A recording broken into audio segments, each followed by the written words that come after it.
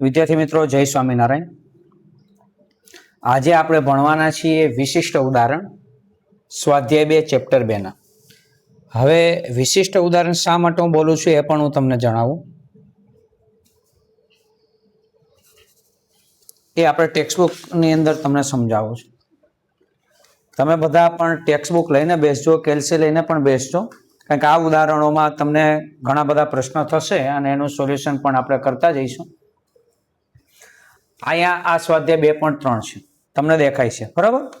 2.3 પૂરું થઈ ગયું પછી ડાયરેક્ટ સ્વાધ્યાય 2 શરૂ થશે। આ સ્વાધ્યાય 2 શરૂ થાય છે બરાબર। તો પહેલા ભાગની અંદર ટેક્સ્ટબુકના પહેલા ભાગની અંદર હવે જે સૂચના આપું ખાસ ધ્યાન રાખજો, તમારા માટે અગત્યનું છે। પહેલા ભાગની અંદર 4 ચેપ્ટર છે। દરેક ચેપ્ટરમાં વિશિષ્ટ ઉદાહરણ એટલે શું, નવા ઉદાહરણ એટલે શું, કે સ્વાધ્યાય શરૂ થાય એટલે કે સ્વાધ્યાય 2, સ્વાધ્યાય 3, સ્વાધ્યાય 4, સ્વાધ્યાય 1 અને પેટા સ્વાધ્યાય પૂરું થતું એટલે કે 2.3 પછી કોઈ પેટા સ્વાધ્યાય 2.4 કેવું છે નહીં। પેટા સ્વાધ્યાય પૂરું થાય ત્યાર પછીના ઉદાહરણ અને સ્વાધ્યાય શરૂ થાય તે પહેલાનું ઉદાહરણ, એ વિશિષ્ટ ઉદાહરણ હું ગણું છું। એવું શા માટે વિશિષ્ટ એટલે, કારણ કે આ ઉદાહરણની અંદર ક્યાંક ને ક્યાંક થોડી ઘણી નવીનતા હશે। એ ઉદાહરણ આપણે ભણ્યા નહીં હોઈએ, દાખલામાં પણ આવ્યું નહીં હોય, આના જેવા કદાચ સ્વાધ્યાયની અંદર પણ દાખલા નહીં હોય અથવા તો વધીને એકાદો દાખલો હશે અને એક જ દાખલો હોય કે એક જ ઉદાહરણ હોય અને આપણે એક જ વખત પ્રેક્ટિસ કરી હોય તો જ્યારે ડાયરેક્ટ આપણી સામે ટેસ્ટ કે પરીક્ષાની અંદર એ દાખલો આવે તો એ સમયે આપણે મૂંઝવણ થાય, કારણ કે આપણે એની વધુ પ્રેક્ટિસ કરી ના હોય। તો આ ઉદાહરણ વિશિષ્ટ ઉદાહરણ છે।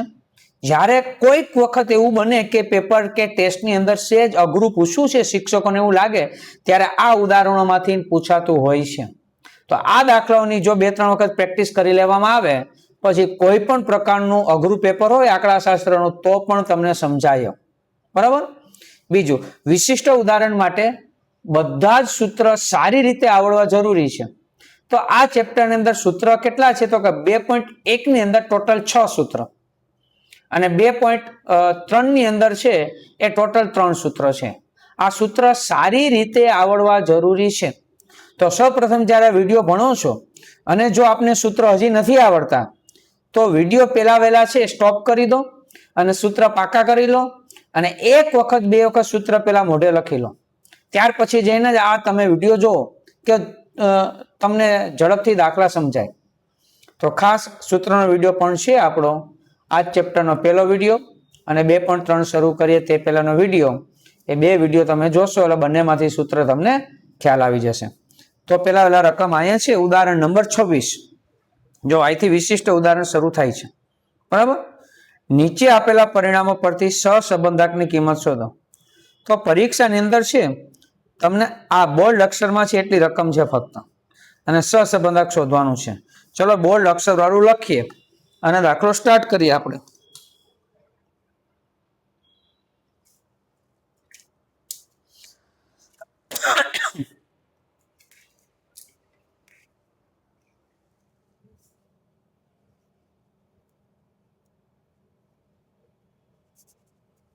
ઉદાહરણ નંબર 26। હવે એમાં શું આપ્યું છે,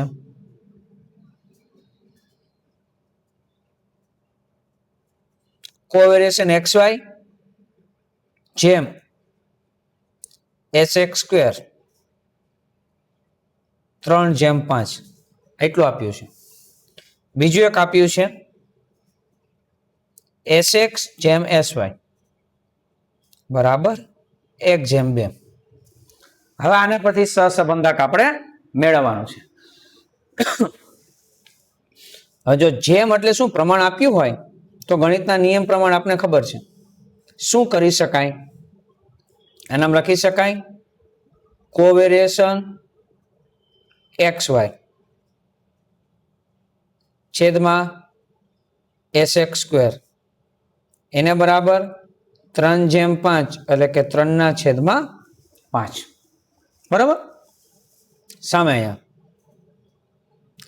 sx જેમ sy જેમ એટલે છેદમાં 1/2 એટલે કે 1/2 આવું લખી શકાય, પ્રમાણ છે એટલે છેદમાં લખી શકાય। હવે આપણી પાસે ટોટલી ઘણા બધા સૂત્ર છે કોવેરિએશન આવે એટલે આપણે ખ્યાલ આવી જાય કે સાહેબ આ દાખલો 2.2 નો છે. તો આર નું એવું સૂત્ર મૂકો જેમાં કોવેરિએશન આવતું હોય.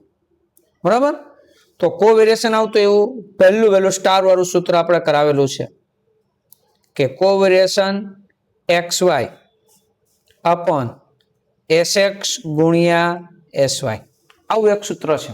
બરાબર, હવે આ દાખલામાં સ્પષ્ટ રીતે કોવેરિએશન નથી આપણી પાસે, SX અને SY સ્પષ્ટ નથી. જો વિશિષ્ટ ઉદાહરણ શા માટે છે ને હવે તમને સમજાશે. આ બરાબર અહીં લખવું, આ સૂત્રોને આવી રીતના લખી શકાય. જો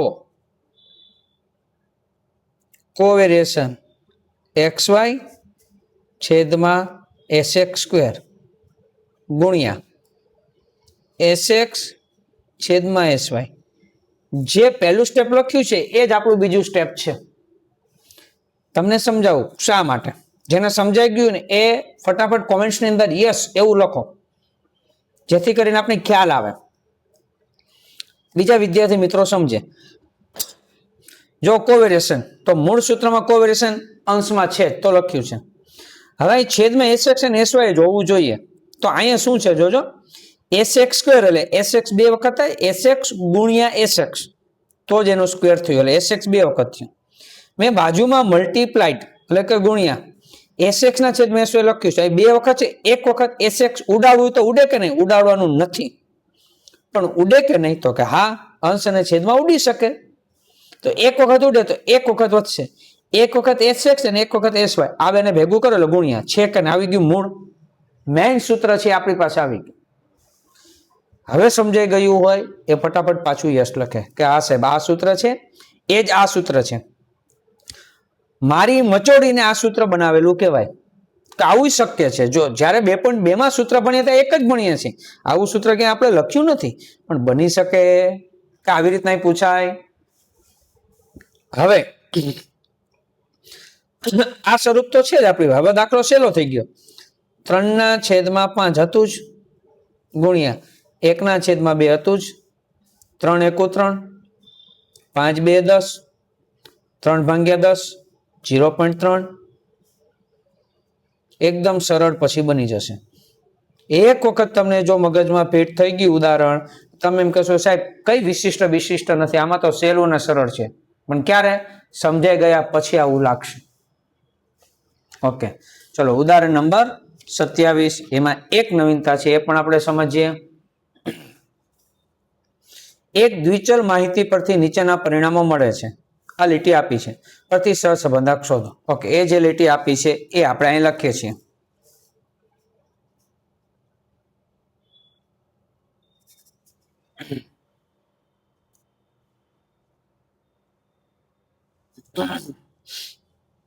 તમને આપ્યું છે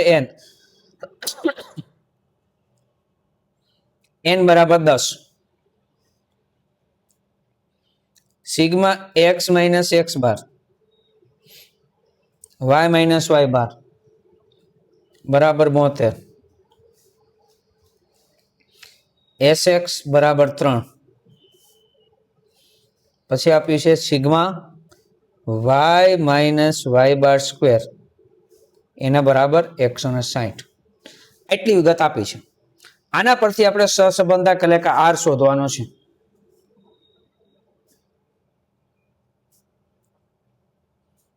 R બરાબર, હવે આમાં વિગત જોઈએ કે મારી પાસે કઈ વિગત છે જેને કારણે હું સૂત્ર મૂકું છું.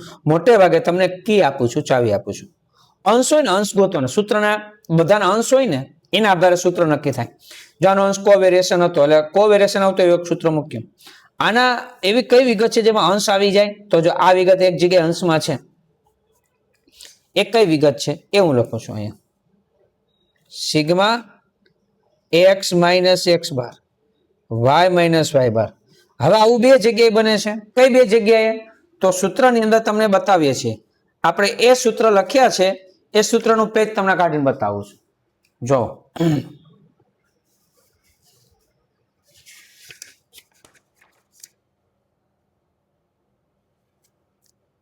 આ કોવેરિએશન નું સૂત્ર છે. આપણે તો આર નું સૂત્ર જોઈએ. જો અહીંયા છે અંશ દેખાય છે? અચ્છા નથી દેખાતું, બરાબર. ચલો છે અહીંયા x માઇનસ એક્સ બાર અંશમાં એક આ સૂત્ર છે, એક અહીંયા ચોથા નંબરનું સૂત્ર, એક નંબર ને 4 નંબર ખ્યાલ આવે છે ને? પહેલા નંબરનું ચોથા નંબરનું સૂત્ર છે એ બેમાં અંશ સેમ દેખાય છે મને. હવે છેદમાં અહીંયા જો આવું છે અને છેદમાં અહીંયા આ છે, તો મારી પાસે આપેલી વિગત પરથી હું છેદ નક્કી કરીશ. તો મારી પાસે કઈ વિગત છે? જો મારી પાસે વિગત કઈ છે, તો કે વિગત છે ને છેદની અંદર મારે sx આપ્યું છે, તો 4 નંબરનું સૂત્ર મૂકીશ, છેદમાં n ગુણ્યા sx ગુણ્યા sy. ઓકે, હવે પ્રશ્ન શું છે? n છે જ, sx છે, sy નથી. આડકતરી રીતે તમને sy આપ્યો છે, એટલી નવીનતા છે. તો શું કરીશું? એક સ્ટેપ વધારીશું, આ બરાબર કરીશ, અંશ એમને એમ, sigma x minus x bar y minus y બાર છેદમાં n ગુણ્યા sx. sy નું સૂત્ર શું છે તો આપણે આવડવું જોઈએ, sigma y minus y bar square upon n in route.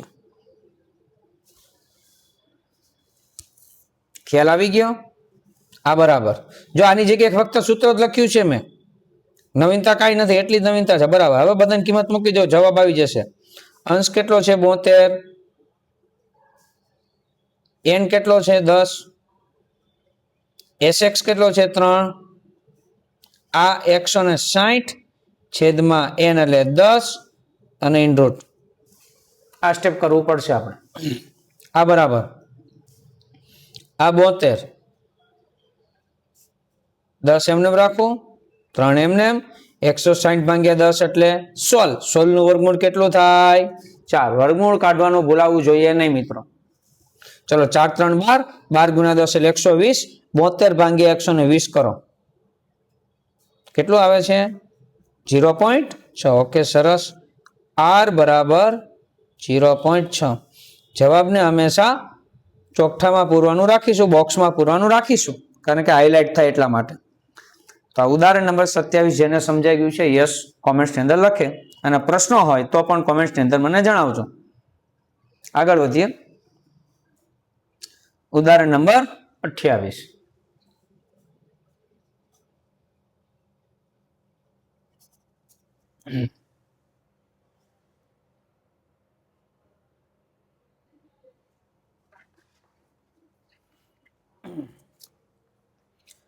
રકમ 28 ઘણી બધી મોટી કહી શકાય, વાંચીએ છીએ આપણે, એકદમ સરળ છે. એક શિક્ષણ વિદે મોબાઈલ ફોનમાં સોશિયલ મીડિયાના વપરાશ અને પરીક્ષાના પરિણામ વચ્ચે સંબંધ જાણવા એક પ્રયોગ કર્યો હતો. તે માટે પસંદ થયેલા 10 વિદ્યાર્થીઓના સમૂહમાં 10 વિદ્યાર્થીઓ n આપણને આપી દીધા છે, n બરાબર 10. છેલ્લા અઠવાડિયામાં મોબાઈલ ફોનમાં સોશિયલ મીડિયા પર ગાળેલો સમય x કલાકમાં અને પછી તરત જ લેવાયેલ 50 ગુણની પરીક્ષામાં મેળવેલા ગુણ y પરથી નીચેના પરિણામો મળે છે. આ પરિણામો મળી ગયા લીટી. હજી રકમ છે, પાછળથી માલુમ પડ્યું, એટલે કે ગણતરી થઈ ગઈ પછી. x અને y ના અવલોકન એક જોડ 15, 25 ને બદલે 13 અને 20 લેવાઈ ગઈ. જોડ એટલે શું? કોઈ પણ રકમ હું ખોલું છું, તમને ખ્યાલ આવશે. દાખલા તરીકે આ રકમ છે, બરાબર? તો આપણે કોઈ પણ રકમમાં પહેલા ખાનાને x ને બીજા ખાનાને y, x અને y, x અને y 3 હોય તો એમાં બીજા અને ત્રીજા ખાનાને x અને y કહેતા હતા.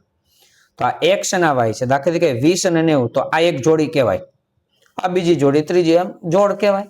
એવું આપણે કહે છે કે 15 અને 25, x 15 લેવાના હતા અને y 25 લેવાના હતા, ને બદલે એટલે ભૂલ થઈ ગઈ, શું લેવાઈ ગયું? 13 અને 20 લેવાઈ ગઈ હતી. તો આ પરથી x અને y વચ્ચેના સહસંબંધકની સાચી કિંમત શોધો. તો સાચો x સાચો y બદલે ખોટો x અને ખોટો y, આવું લેવાઈ ગયું હતું. તો ભૂલ સુધારવાની. ચલો આપણે કરીએ છીએ. દાખલો વિશિષ્ટ છે, આવો કે આપણે ગણ્યા નથી. જે વિગત મને આપી દીધી છે એ અહીંયા હું લખું છું. પેલા મને આપ્યું છે n બરાબર કેટલું આપ્યું છે? 10. અત્યાર સુધી રકમ જો આમ આડી લીટીમાં લખતો હતો બધામાં, બરાબર?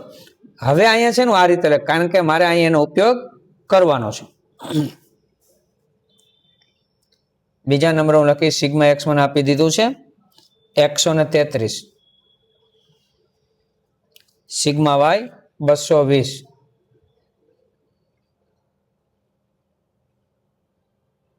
સિગ્મા x વર્ગ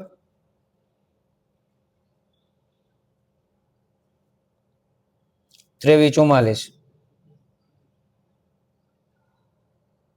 સિગ્મા વાય વર્ગ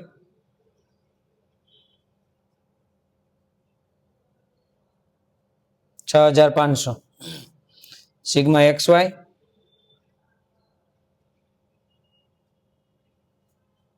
3500. હવે જે મને ભૂલ આપી છે હું આ એક સાઈડમાં નાનકડી વસ્તુ લખીશ, તમારે પણ પરીક્ષામાં એ રીતે લખવાનું, સાચું અને ખોટું એક્સ અને વાય. હું અહીં લખીશ સાચું, અહીં લખીશ ખોટું, ઉપર લખીશ એક્સ અને વાય.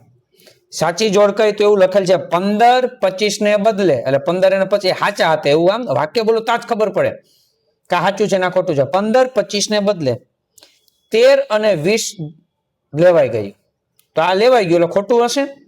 તો આ એક્સ ખોટો ના વાય ખોટો, આ સાચો અને સાચો વાય. હવે એ બધું આમાં પ્લસ અને માઇનસ કરતું જવાનું, સાચું એ પ્લસ કરવાનું, ખોટું છે બાદ કરવાનું. જો સિગ્મા એક્સ, એક્સ નો સરવાળો, સાચો એક્સ પ્લસ કરો પ્લસ 15, ખોટો 13 એ બાદ કરો અને અહીં જવાબ લખવાનો છે. તો કેટલો આવે છે 135. ઓકે, કોમેન્ટ્સની અંદર જણાવતા જજો. સિગ્મા વાય, વાય નો સરવાળો, સાચો વાય પ્લસ 25, ખોટો વાય માઇનસ 20, 225. ઓકે, એક્સ નો વર્ગ પ્લસ સાચા એક્સ નો વર્ગ એટલે 15 નો વર્ગ 225 થાય, પ્લસ કરીશું. ખોટા એક્સ 13 નો વર્ગ 169 બાદ કરીશું અને આપણે જવાબ લખીએ કેટલો આવે છે. ઓકે, 2400. પછી પ્લસ સાચા વાય નો વર્ગ 25 એનો સ્ક્વેર, અહીંયા સ્ક્વેર છે એટલે સ્ક્વેર, પ્લસ પછી ખોટું 20 છે એનો સ્ક્વેર, એ આપણે બાદ કરીશું. તો કેટલો આવે છે 6725. ઓકે, 6725. હવે 100 નો ગુણાકાર છે, સાચા 100 નો ગુણાકાર પ્લસ, ખોટા 100 નો ગુણાકાર માઇનસ. તો અહીંયા પ્લસ આવી રીતના લખાશે 15 ગુણ્યા 25, પછી માઇનસ કરીશું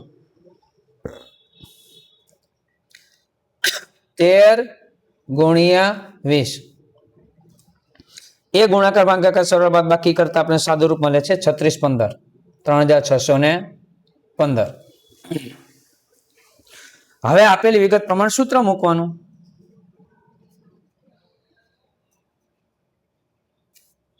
સૂત્ર આપેલી વિગત પ્રમાણે n sigma x y minus sigma x sigma y upon n sigma x વર્ગ માઇનસ સિગ્મા એક્સ નો વર્ગ ઇન રૂટ એને ગુણ્યા n સિગ્મા વાય વર્ગ માઇનસ સિગ્મા વાય નો વર્ગ ઇન રૂટ એને બરાબર n કેટલા છે અત્યારે તો કે 10. Sigma x Y 36 15, sigma X 135, sigma Y 225, n 10, sigma x નો વર્ગ 2400, સિગ્મા એક્સ 135 એનો સ્ક્વેર ગુણ્યા n 10, sigma y square 6725 minus sigma Y 225 અને એનો સ્ક્વેર ઇન રૂટ 36 15 ગુણ્યા 10 135 ગુણ્યા 125. ઓકે, 30 375. અહીંયા આવશે 24000, 18225 ગુણ્યા આ થશે 67250, 50625 ઇન રૂટ, એટલું નહીં સોરી, ઇન રૂટ બરાબર. હવે બાદ બાકી કરીશું 5775. અહીંયા બાદ બાકી આવે છે 5775 ગુણ્યા 16625. હવે આપણે શું કરીશું કેલ્શિયમમાં ખાસ ધ્યાન રાખીશું. ખાસ શું ધ્યાન રાખીશું? આ બેનો ગુણાકાર કરીશું અને વર્ગમૂળ નિશાની ક્લિક કરીશું. પછી જ અહીં લખીશું પોઈન્ટ પછી જો આવતું હોય તો બે આંકડા આપણે લખીશું. તો કેટલું આવે છે? ઓકે 97, 98.44 અને પછી જ આનો ભાગાકાર આપણે કરીશું. તમે કરીને મને જવાબ આપો ભાઈ 57.75 અને એને ભાગ્યા 97, 98.44 કરવાનું ભૂલાય નહીં. તો જવાબ મને કેટલો આવે છે? પોઈન્ટ્સ ના નિયમ પ્રમાણે બે આંકડા. ઓકે 0.59.